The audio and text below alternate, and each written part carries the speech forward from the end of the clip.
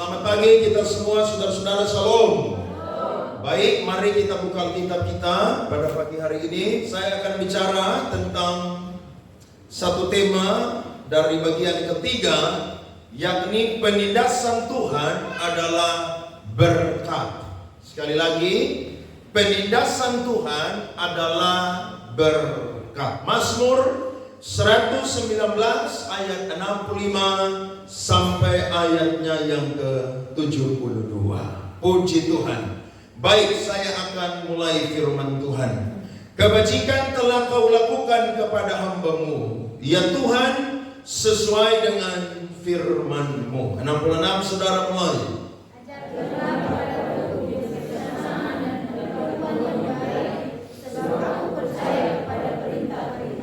Sebelum aku tertindas, aku menyimpang, tetapi sekarang aku berpegang pada janji-Mu.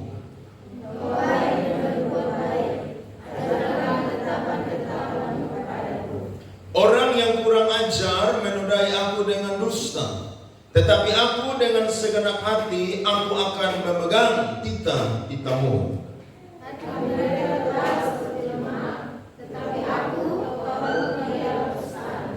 Bahwa aku tertindas itu baik bagiku, perhatikan, supaya aku belajar ketetapan-ketetapan-Mu. Sama-sama, Taurat yang kau sampaikan adalah baik bagiku, lebih daripada ribuan keping emas dan perak. Tepuk tangan untuk firman Tuhan ini. Amin. Amin.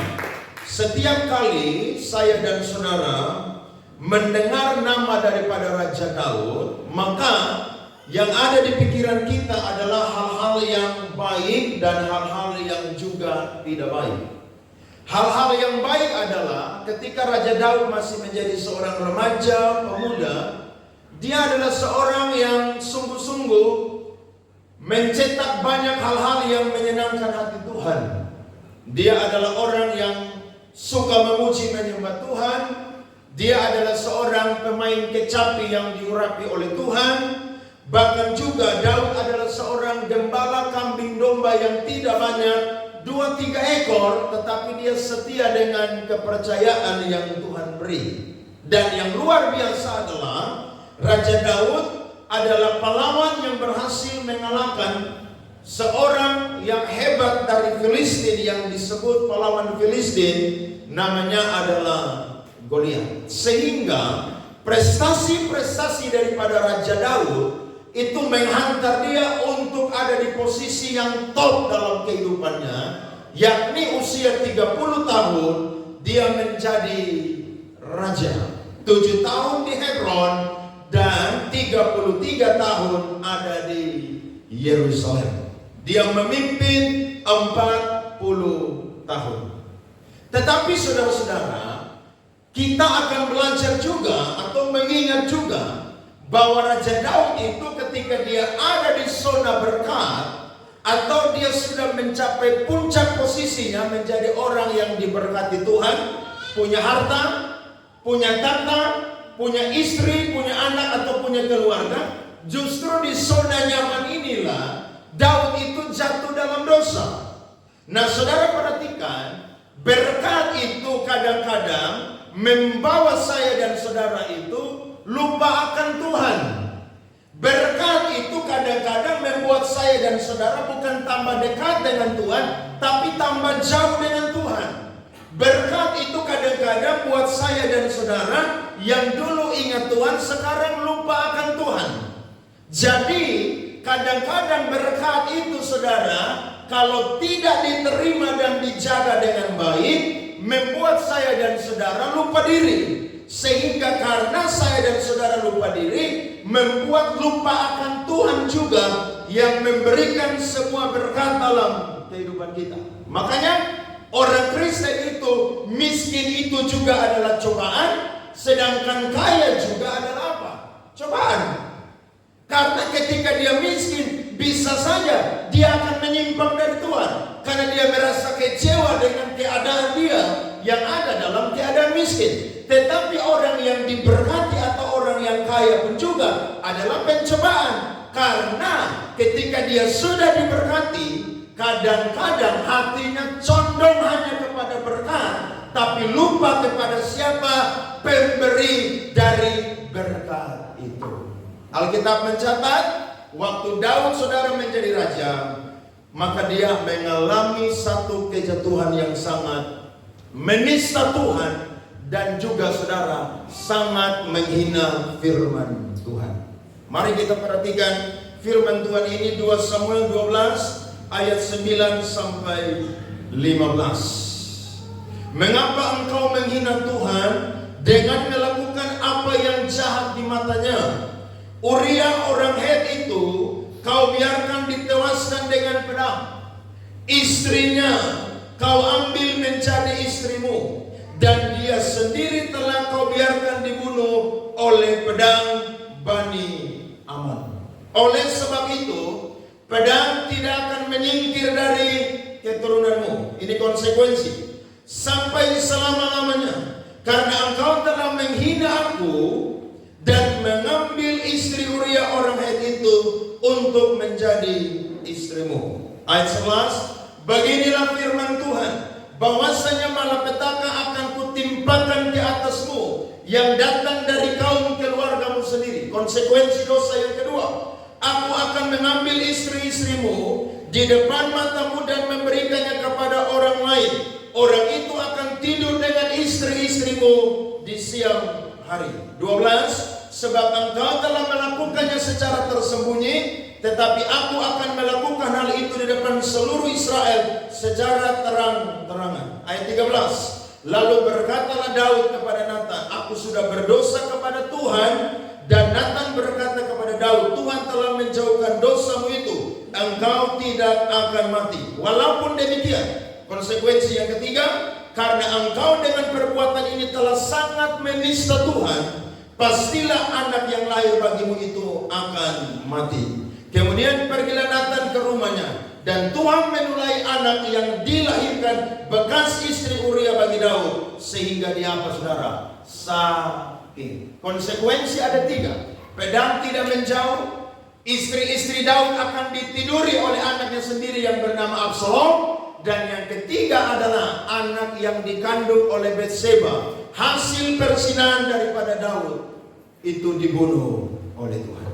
Saudara lihat apa yang Daud perbuat, saudara, menista Tuhan dan menghina firman Tuhan.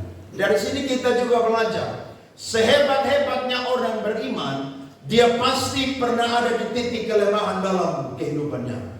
Makanya saya dan saudara tidak boleh sombong, karena kejatuhan kita, saudara, itu rentan sekali. Waktu kita diberkati, saudara, hati-hati, hati-hati. Makanya kenapa orang Kristen tuh waktu diberkati oleh Tuhan, kalau dia tidak siap secara iman, waktu diberkati dia bukan tambah dekat dengan Tuhan, dia akan tambah jauh dengan Tuhan.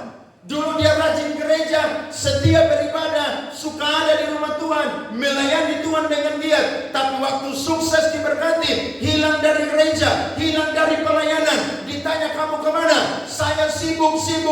Dan apa? Sibuk. Berkat tidak membawa dia untuk dekat dengan Allah, tapi justru berkat itu menggiring dia untuk menjauh dari Allah. Saudara harus hati-hati. Iblis paling tahu titik kelemahan saya dan saudara. Dia paling tahu saya dan saudara bisa buka celah di mana dia akan pakai itu untuk menjatuhkan kita. Sehingga kita belajar pada pagi hari ini, waktu Daud jatuh dalam dosa, dia ditindas oleh Allah atau dia disiplin oleh Allah. Jadi anak Tuhan itu harus terima 2 bagian. Yang pertama keadilan Allah, yang kedua kasihnya Allah. Banyak orang Kristen hanya mau terima kasihnya Allah, sehingga ada ajaran di abad pertama namanya Marcionisme. Marcionisme berkata bahwa Allah dalam perjanjian lama adalah Allah yang jahat, sedangkan Allah dalam perjanjian baru adalah Allah yang baik. Sebenarnya tidak, saudara. Sifatnya Allah kepada manusia seperti 2 sisi mata uang yang tidak bisa tertukar. Dia punya keadilan dan dia pun juga punya kasih. Sehingga waktu Daud ditegur oleh Nabi Natan, waktu kita baca firman Tuhan tadi, Reaksi dari Daud adalah bukannya dia keras kepala, bukannya dia keras hati, tapi dia berkata, aku sudah berdosa kepada Tuhan. Waktu Tuhan kasih tulah kepada anaknya, itu saudara, dia berdoa berpuasa 7 hari, tidak makan, tidak minum. Dia taruh abu di atas kepala dia. Kenapa? Dia mohon belas kasihan daripada Tuhan. Tapi ternyata hari ke-7 anak itu bukan sembuh, tapi anak itu mati. Ketika anak itu mati, mereka pikir Daud akan menangis. Daud bilang tidak. Dia tidak akan datang kepada saya. Sayalah akan yang pergi dengan dia. Daud langsung makan dan minum, langsung saudara mandi, bersihkan diri bersama dengan Batseba, dan Tuhan berkata bahwa Tuhan memberikan kepada mereka anak pengganti, namanya adalah Salomo. Lihat tuh, waktu orang merasa dia berdosa, saudara-saudara, dia minta ampun kepada Tuhan, selalu datang pemulihan daripada Tuhan. Ada banyak orang Kristen ketika buat dosa, buat salah, didisiplin dari Tuhan, marah dengan Tuhan. Ada banyak orang Kristen, apalagi pelayan-pelayan, melayani Tuhan di altar, tapi waktu buat dosa, buat kesalahan, didisiplin oleh pendeta, oleh gereja, keluar dari gereja. Mental seperti ini, saudara, bukan mental orang yang cinta akan Tuhan. Kenapa?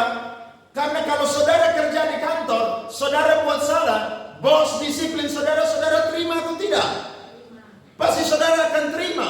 Kenapa? Karena kalau saudara melawan, saudara akan di PHK.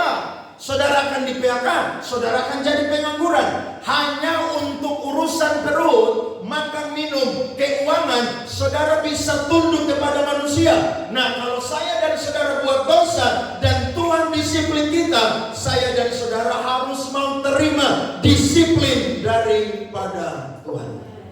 Jadi disiplin itu baik untuk saya dan saudara. Kalau saudara mau ditinggikan Tuhan, diberkati Tuhan, diangkat Tuhan, harus belajar terima disiplin dari Tuhan.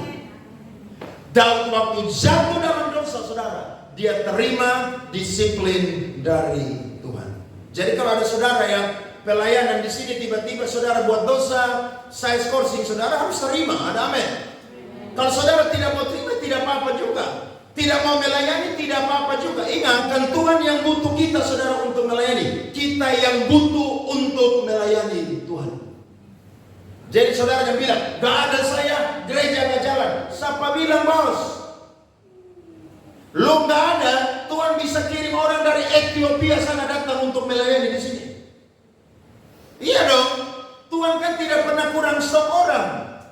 Tuhan selalu punya banyak stok. Siapa yang mau, dialah yang akan dipakai oleh Tuhan, diurapi oleh Tuhan. Itu sebabnya kalau saya dan saudara buat dosa, buat salah, buat kesalahan, Tuhan disiplin kita. Mungkin lewat pemimpin di gereja, saudara harus belajar untuk menerima. Atau saudara yang belum pelayanan, tapi Tuhan pukul saya dan saudara menderita. Itu sesuatu yang dinamakan berkat dari Tuhan. Berkat bukan cuma selalu yang baik, yang tidak baik pun juga. Kalau itu merubah kehidupan kita, itu adalah berkat yang luar biasa. Nah, kita akan lihat ada 3 hal. Ada berkat yang Daud terima ketika dia ditindas oleh Tuhan atau didisiplin oleh Tuhan.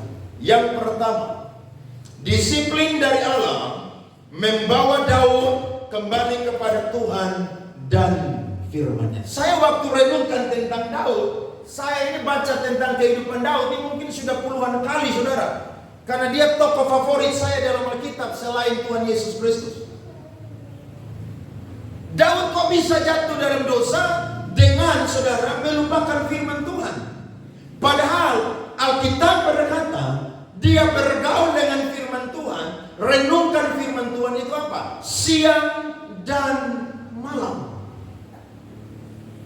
Ternyata saya belajar bahwa ketika saya dan saudara semakin bergaul dengan Tuhan, dekat dengan Tuhan, maka saya dan saudara akan diincar oleh iblis.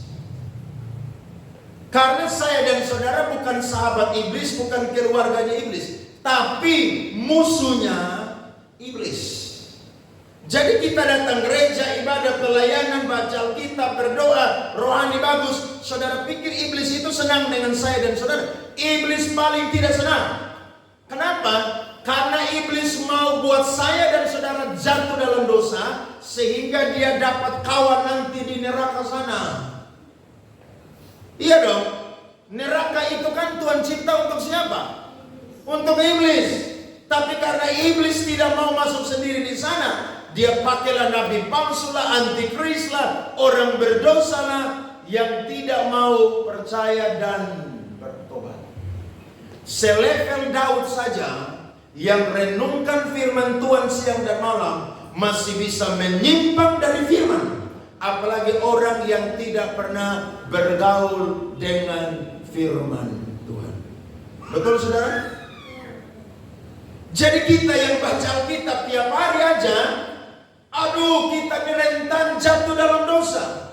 Nah orang yang tidak pernah raba ini Alkitab, yang tidak pernah buka ini Alkitab, yang tidak pernah teliti ini Alkitab, aduh itu bagaimana kehidupan mereka saudara-saudara. Saya yakin menurut mereka itu baik. Tapi menurut Allah mereka itu bukan orang benar. Betul saudara, coba analisa aja. Orang tidak pernah gereja, tiba-tiba 3 tahun dia muncul kembali di gereja.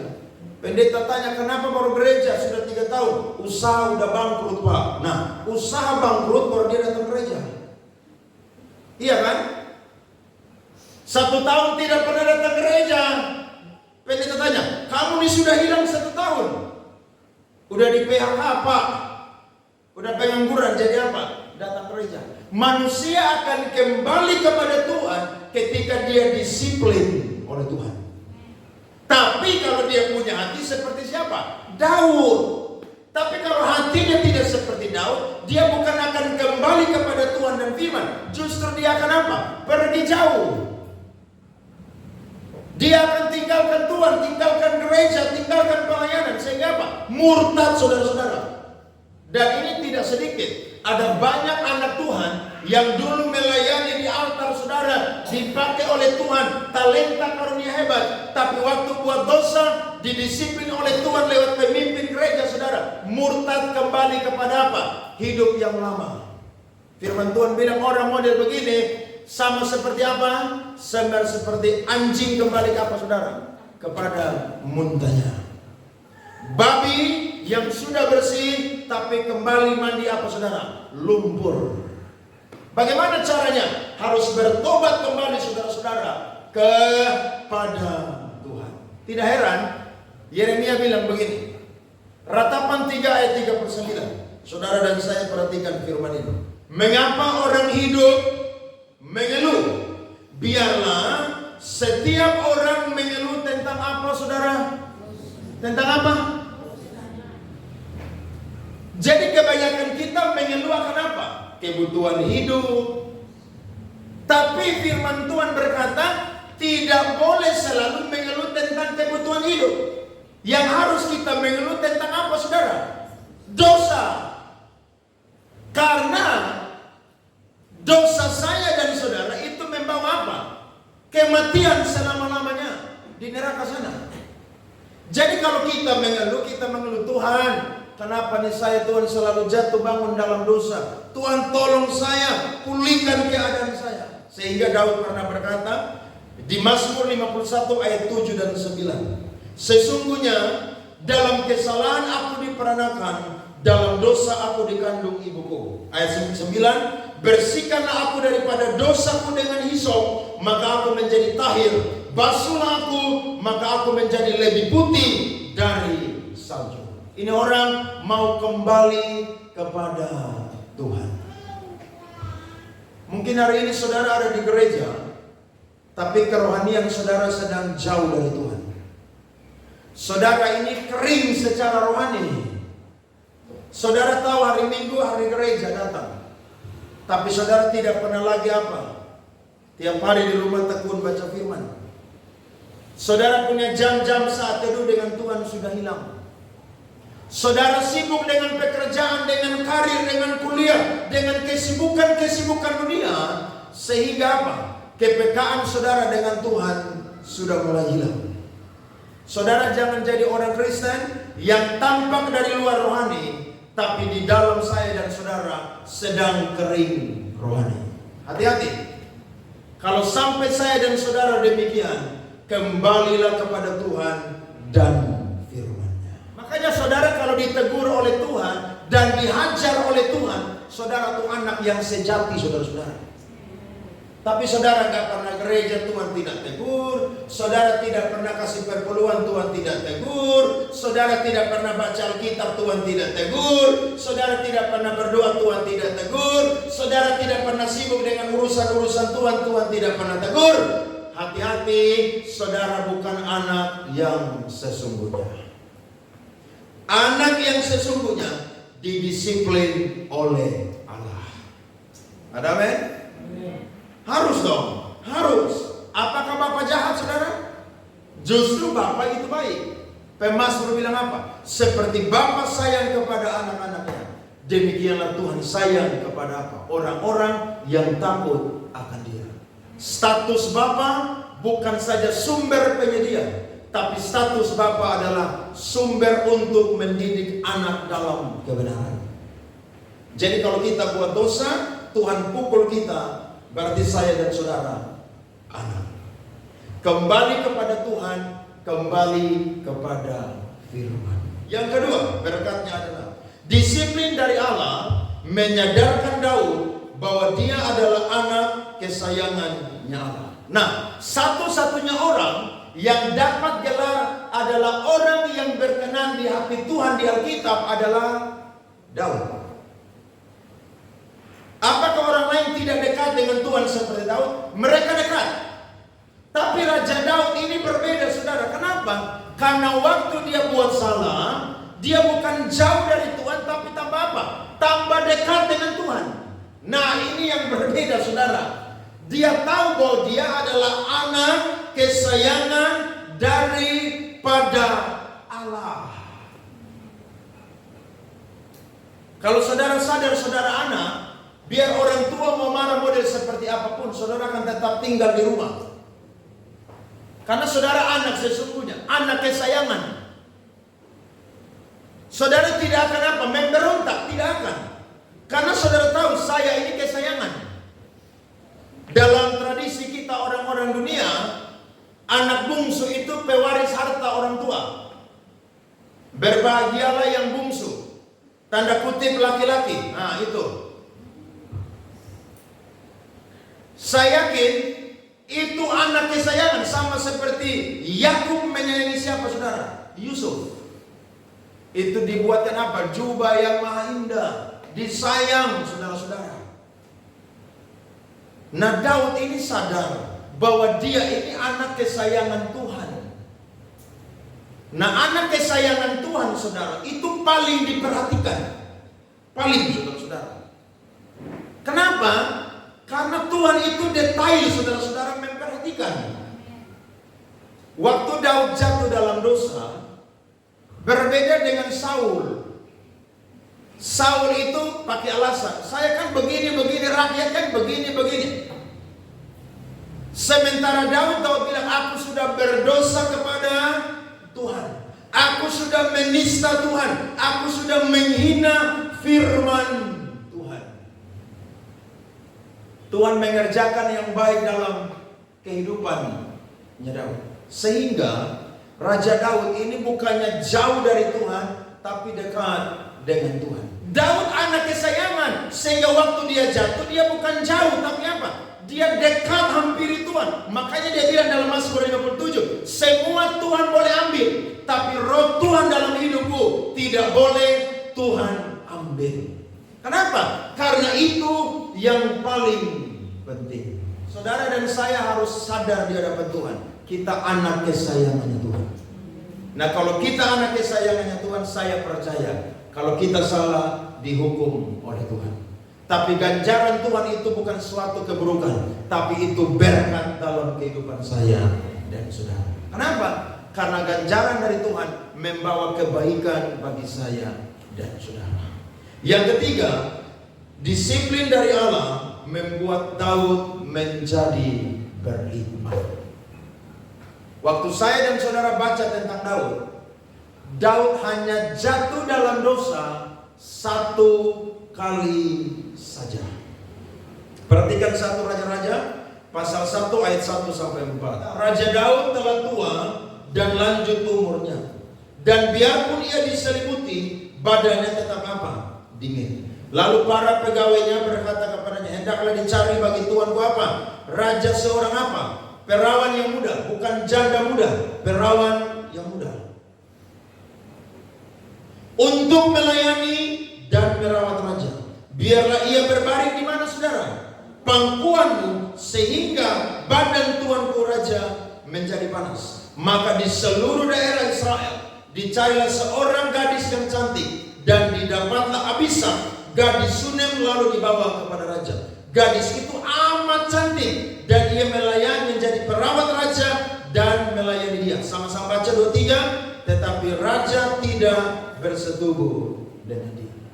Lihat tuh, Daud jatuh dengan Batseba, tapi waktu dia jatuh, Tuhan hukum dia. Hukuman Tuhan membawa Daud menjadi orang yang bijaksana. Saudara tahu bijaksana? Bijaksana artinya apa? Bisa menentukan mana yang baik dan tidak baik. Pengetahuan dan bijaksana jalan sama-sama. Pengetahuan adalah saudara tahu tentang suatu hal. Hal ini baik, hal ini tidak baik. Tapi hikmat membuat saya dan saudara mengambil keputusan untuk memilih antara yang baik dengan yang tidak baik. Nah, Daud waktu jatuh, saudara, dia bilang, Tuhan, penindasan dari Engkau itu baik. Supaya apa? Supaya aku belajar ketetapan-Mu. Tuhan tidak mau Daud jatuh di lubang yang sama. Ini manusia sekarang nih jatuh di situ terus. Hamil 1 kali di luar nikah tidak kapok. Nanti hamil lagi yang kedua, laki beda, gak jelas tahu laki yang mana, suami yang mana. Nanti saudara dia datang ketemu orang tua minta ampun, ketemu pendeta. Nanti yang ketiga hamil lagi, sampai hamil 5 kali tidak tahu ayah yang jelas mana. Orang model begitu itu bukan anak Tuhan. Orang model begitu bukan orang yang cinta firman seperti Raja Daud. Orang begitu adalah orang hanya sekedar Kristen tanpa apa? Pertobatan. Daud tidak jatuh di lubang yang sama. Jadi kita ini bisa jatuh. Bisa atau tidak, saudara? Bisa lah. Saya yakin tiap hari saya dan saudara buat dosa. Pikiran, perkataan apa? Perbuatan. Atau ada yang tidak buat dosa tiap hari? Saudara naik motor di jalan, orang mau sing, saudara udah marah-marah, udah caci maki, udah kejar dia, mau hantam dia kok. Itu udah dosa tuh. Iya kan? Orang buat kita sedikit ngomong kita udah marah. Kita bilang, kenapa kamu ngomong? Kamu mau apa? Mau ribut? Saudara lihat, kita ini rentan dengan kejatuhan. Tapi belajar dari Raja Daud, dia 1 kali berbuat dosa. Dia tua, dicari seorang perempuan yang masih muda, masih perawan, bahkan berbaring di pangkuannya Daud. Alkitab berkata, Daud tidak tidur dengan perempuan tersebut. Kenapa? Karena kejatuhan Daud, disiplin dari Allah, membuat Daud apa? Bijaksana. Makanya Amsal bilang apa? Waktu engkau mendapatkan hikmat, itu engkau memperoleh sesuatu yang lebih berharga dari apa? Emas dan perak. Tidak heran kan Daud berkata ayat 72. Kalau saya dan saudara perhatikan, Taurat yang kau sampaikan adalah baik bagiku, lebih daripada ribuan keping emas dan apa, saudara? Perak. Jadi waktu kita dapat hikmat, itu lebih daripada harta kekayaan dunia. Bagaimana saudara bisa dapat hikmat? Jawabannya adalah bergaul dengan firman tiap hari. Karena di dalam Alkitab itu mencatat tentang hikmat-hikmat yang saya dan saudara pelajari. Untuk apa? Untuk kita simpan dan lakukan dalam kehidupan kita. Waktu kita baca Amsal 6 dan 7, di situ nasihat tentang apa? Persinahan. Ada seorang perempuan nakal yang selalu lalu lalang saudara untuk mencari apa? Mencari seorang teruna yang masih muda. Kenapa? Karena suaminya sedang pergi ke luar kota untuk bekerja di sana. Maka ada seorang pemuda yang bodoh akhirnya ditarik oleh perempuan nakal ini dan dia tidur dengan perempuan ini. Sehingga apa? Amsal berkata, waktu engkau sakit engkau mengeluh. Waktu hartamu habis engkau berkata, kenapa aku tidak mendengarkan pengajar-pengajarku? Mengapa demikian saudara? Karena tidak pernah baca Alkitab. Di Alkitab itu ada hikmat-hikmat yang Tuhan berikan. Jadi sebenarnya saudara mau dapat hikmat, gampang sekali. Baca aja Alkitab tiap hari, betul atau tidak? Loh ya. Kita kadang-kadang ikut seminar ini, seminar itu, tapi tidak ingat Alkitab. Padahal Alkitab ini lengkap, saudara. Saudara mau lihat orang yang paling jahat di dunia, ada di Alkitab. Orang yang paling berdosa ada di Alkitab. Orang yang paling baik pun juga ada di Alkitab. Saudara mau cari apa aja, bahkan saudara mau pelajari ilmu apapun, itu ada di mana saudara? Alkitab. Jadi waktu saudara baca Alkitab, pengetahuan bertambah, tapi hikmat juga bertambah. Wih, saya waktu belajar tentang Daud, hebat ya. Satu kali aja saudara, jatuh dengan Batseba, dia kapok selama-lamanya. Kalau orang tua sekarang semakin tua semakin menjadi-jadi. Tua-tua apa? Kelani. Saudara bisa bayangkan, raja dapat perempuan masih perawan, masih muda, berbaring di pangkuan. Apa karena waktu itu Daud tidak punya nafsu? Saya yakin dia masih punya. Tapi karena dia tahu hukuman dari Tuhan itu sudah cukup bagi dia. Jadi kalau Tuhan pukul satu kali itu apa saudara? Cukup. Nah orang Kristen hobi dipukul ulang-ulang oleh Tuhan. Ingat ya, kalau Tuhan mau pukul kita caranya beda-beda. Kalau saudara terlalu sayang anak lupa Tuhan, nanti Tuhan ambil anak saudara. Percaya? Saudara sayang pekerjaan lebih dari Tuhan, Tuhan akan ambil pekerjaan saudara. Saudara sayang hobi saudara lebih daripada Tuhan, Tuhan akan ambil kesehatanmu sehingga engkau tidak bisa apa? Lakukan lagi hobimu. Hati-hati, Tuhan sayang kepada saya dan saudara. Sehingga berkatalah seperti Daud, sebelum aku ditindas oleh Tuhan, aku menyimpang. Tapi ketika aku ditindas oleh Tuhan, aku belajar janji-janji Tuhan dan ketetapan-ketetapan Tuhan. Ada amin saudara? Jadi mari berubah, karena yang Tuhan beri bukan yang jahat, tetapi yang baik. Alkitab berkata, sungguh yang telah pudar tidak akan apa? Dipadamkan. Bulu yang patah terkulai tidak akan apa?